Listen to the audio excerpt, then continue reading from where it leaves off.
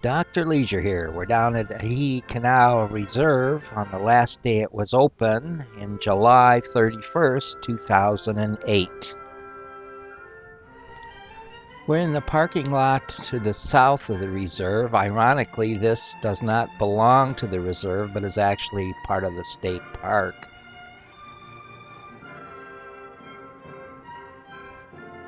Facing the water, the reserve is actually to our right on the other side of about 3 residences that are built adjacent to the parking lot.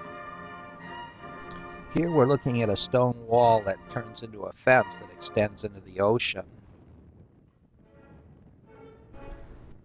Numerous signs greet the visitors with all sorts of things that are prohibited. It's against the law, apparently, to even look at a dolphin.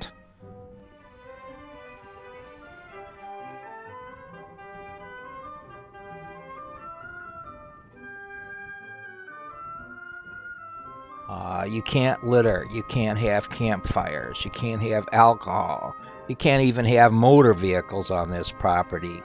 Interesting statement for a parking lot, but that's what they say. Also, commercial operations are prohibited.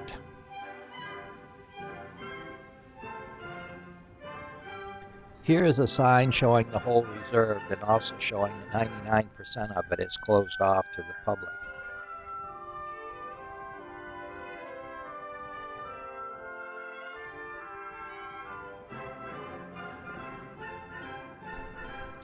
Another sign that no littering or depositing of any substance. What they're really trying to say is they don't want you to feed the fish.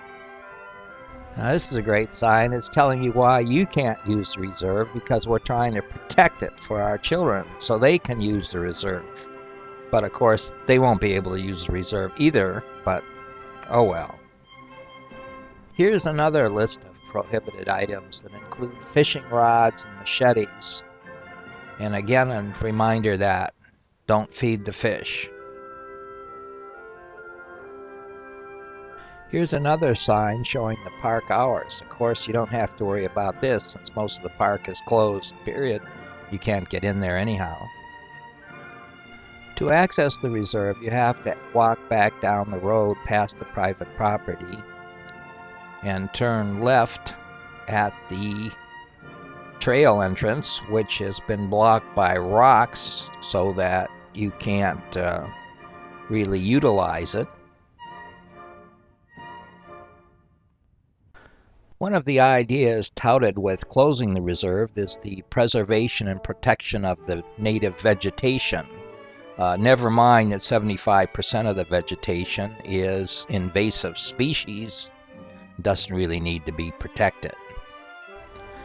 Note how this trailhead has been closed off by rocks. This is indicative of what they've done throughout the park.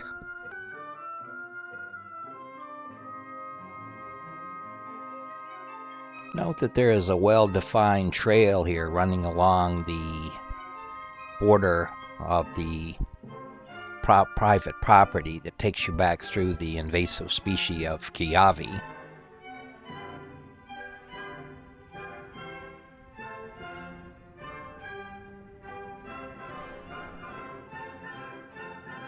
Here we can look across the lava flow, note the invasive species in the foreground, but never mind that.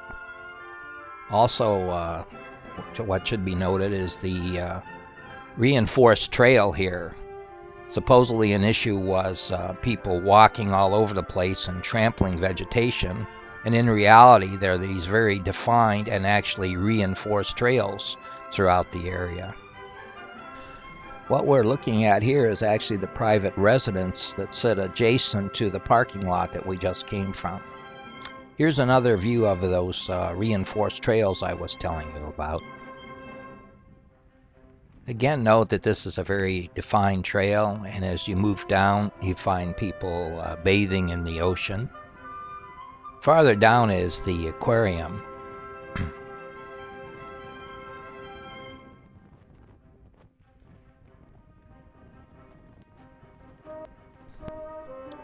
This is one of the alkaline ponds that's supposed to be in such good condition and in danger of being trampled to death by people.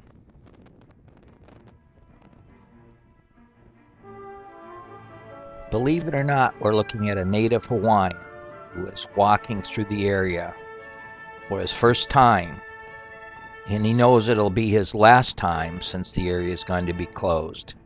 This is his heritage, and he's going to be denied access to it.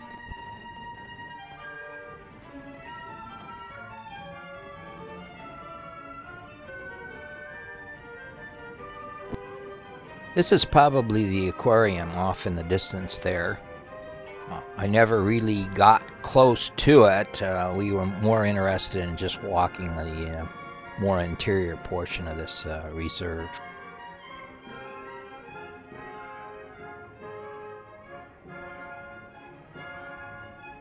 Here's another look at another alkaline pond.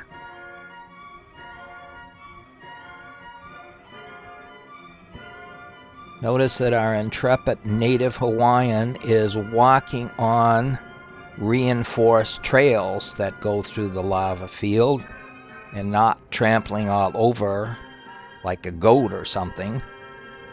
And yet, he and the rest of us, rather than the goat, are prohibited from being in the area. I think we're looking at another alkaline pond. This is a larger water holding area within the park.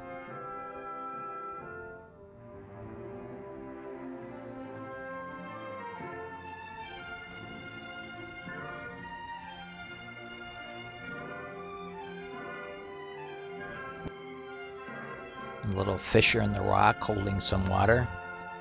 It's probably illegal to step inside this fissure. In fact, any cave in the park, you can't step into it. That's another illegality.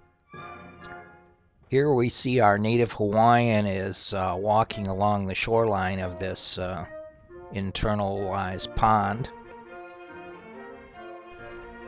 Don't pay any attention to the invasive species of plant here in the pond that we're trying to preserve.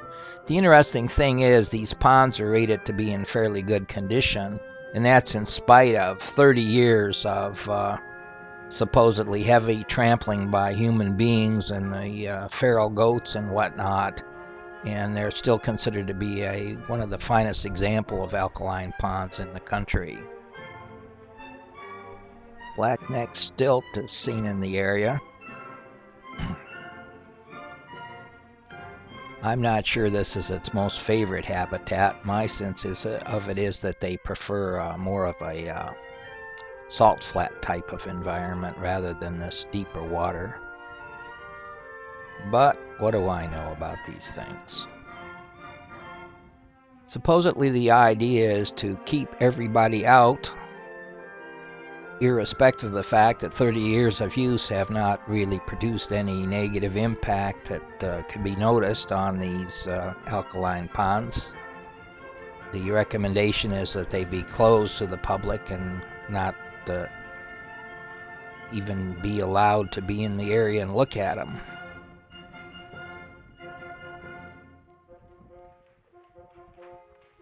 It's very interesting to be back in these areas, and you think you're away from everything, and then there's another sign. Apparently these signs work pretty well and kept people out of the ponds. I'm not sure that the people in the ponds would do much damage, but again, what do I know about these things? I think the important thing to note is I just tried to record everything that I saw and get a real feel for it. I was told that this area was extensively trampled by humans, that there was litter all over the place, vandalism, etc., etc. But you know, I'm sorry, I just didn't see it. And you can't say I wasn't looking. I'm just really questioning whether those assessments are true.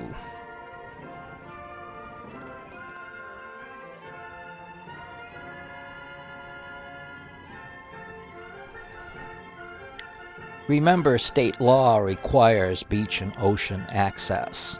That's a fact. It's considered a constitutional right, and people have that right here. And I don't know how the reserve people are getting around that requirement of law.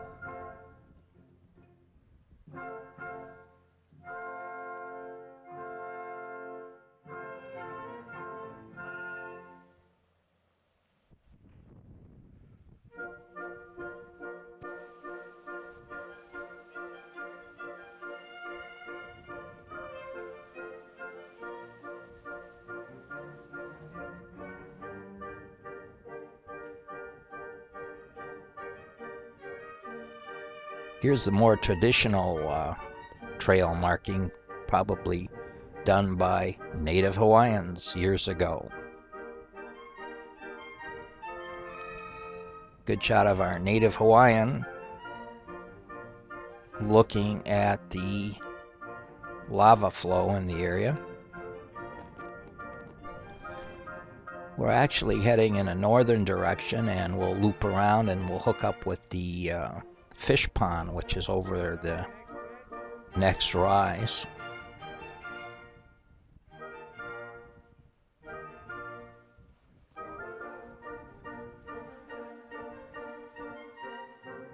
And more Native Hawaiian walking up the defined trail. Here we've run across some sort of structure.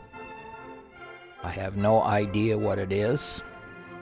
I can't remember what my Native Hawaiian friend told me. It either was a place for human sacrifice, or maybe it was a place to set your picnic basket and have lunch. I can't keep these things straight, so I don't remember exactly what he told me.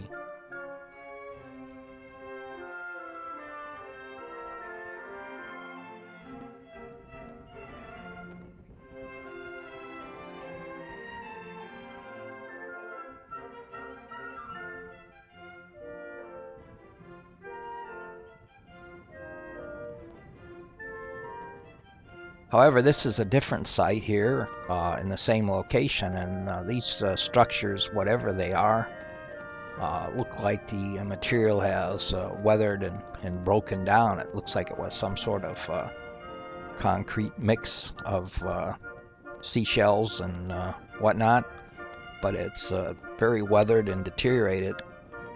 Be a great place for some interpretation. I'd be really curious as to what that is. Our first look at Fishbowl approaching from the south.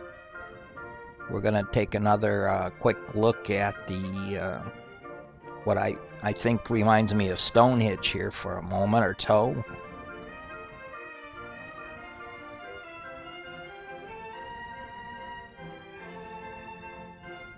And that's about going to wrap it up here. That's all there is. Until next time, this is Dr. Leisure. Peace be with you.